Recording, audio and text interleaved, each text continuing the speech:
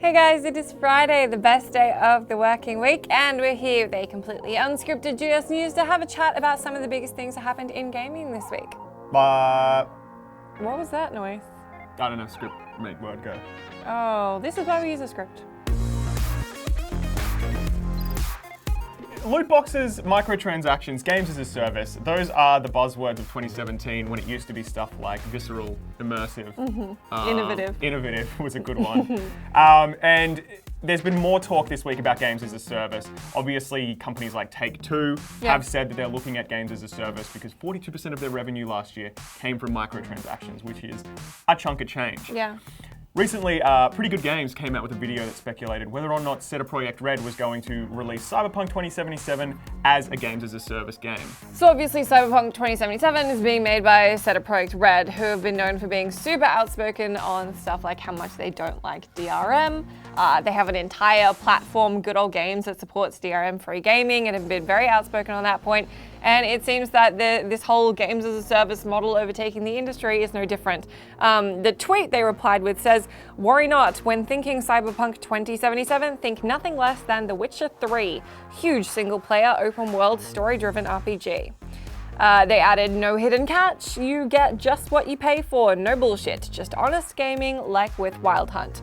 We leave greed to others."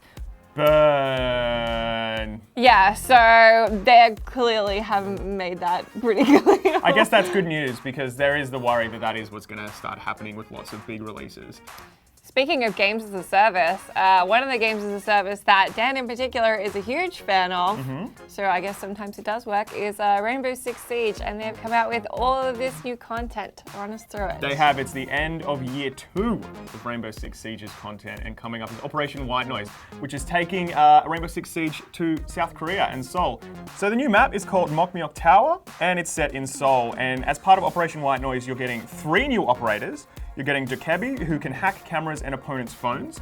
There's Zofia, who fires concussion grenades and impact grenades at range, allowing her to play a key support role. And then there's Vigil, who has an ability that makes him invisible to drones and cameras. That means the year 2 of content for Rainbow Six Siege is at an end, but Ubisoft is going to keep supporting Rainbow Six Siege through 2018, and they've announced Season 3 and what to expect for that. So the first round of DLC is going to be based around biohazard operators from France and Russia, and there's also going to be a new limited time co-op mode. And then the second season will be set in Italy with 2 new operators and a map. Season 3 is going to see new characters, one from Scotland Yard and one from the US's Delta Force, and it will also see a complete reworking of an existing map with new artwork and new level design. It won't change the map significantly, it's just going to give it a little bit more life is what Ubisoft has said. And closing out next year in Season 4, Rainbow Six Siege is going to go to Morocco with 2 new operators and a new map. So they're changing how it's working in Season 3. You're going to get all the maps for free as usual. The operators still cost money in the Season Pass, the $40 Season Pass.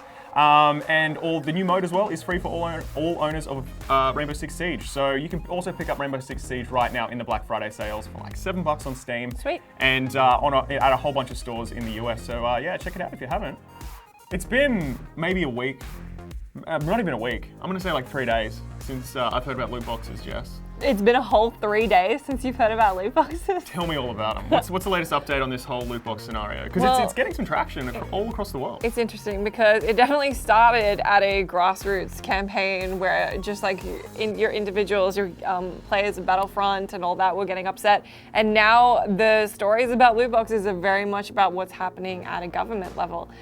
Just locally here in Australia, a university student got in touch with the Victorian government and Gambling Commission, who said that they do think that loot boxes are gambling, obviously off the record, but the problem is regulating it because they said that the laws aren't up to handling technology like that. Like the classifications of gambling don't make sense to what digital loot boxes and digital storefronts like what Battlefront have right now. It's not at that point yet, but I think everyone has expressed an interest in seeing legislation catch up to where loot boxes are right now. Absolutely. So more effective legislation can be made. There was a report earlier this week that Belgium had officially ruled that loot boxes were gambling. That proved to be untrue, although it's more complicated than it just being false. So what happened was The chairman of the Gambling Commission in the House, Etienne Marique, said no conclusion has been reached yet in the investigation, which is into loot boxes in Battlefront 2 and Overwatch specifically, and only an informative note on the problem of money in online gambling has been drawn up, so there's been no final decision at all. That said, Belgian Justice Minister Koen Gaines has said very publicly during a TV interview on his website and on Twitter that he wants loot boxes banned. Right. So that's kind of where the misinterpretation came through for those who thought that Belgium had indeed banned loot boxes. Well, Belgium isn't the only place where we've seen outspoken government officials coming out on the public record about loot boxes. Recently, a Hawaiian state representative came out and said that he thinks loot boxes are in fact gambling. He likened Battlefront 2 to a Star Wars-themed online casino. Damn. And wants to introduce legislation to protect kids and everyone from these predatory online practices. And then he referred to Star Wars Battlefront 2 so poetically as, it's a trap. So Was that on purpose? That has to be it's on 100% purpose. on purpose, because he looks down the camera when he says it, and he knows what he said. Well, that sounds very similar to the Victorian Commission for Gambling and Liquor Regulation, which is the conglomerate, said, unfortunately, where the complexity arises is in jurisdiction and our powers to investigate. Legislation has not moved as quick as the technology. At both state and federal level, we're not necessarily equipped to determine the legality of these practices in lieu of the fact that the entities responsible are overseas.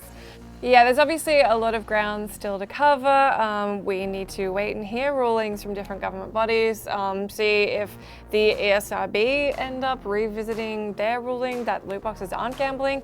As we do go with these stories and figure out what everyone else is thinking, do let us know what you think down in that comment section. We'd love to chat to you about it, and yeah, loot boxes. They're going to be in GameSpot news for a while. That is everything we've got for you guys this week. Thank you so much for joining us. As always, do leave us your thoughts and feelings in that comment box.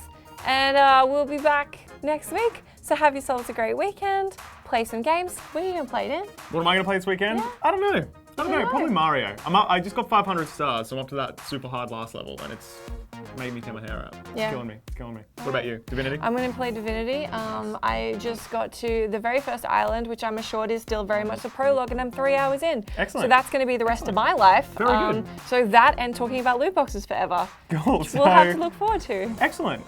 Goodbye. Bye.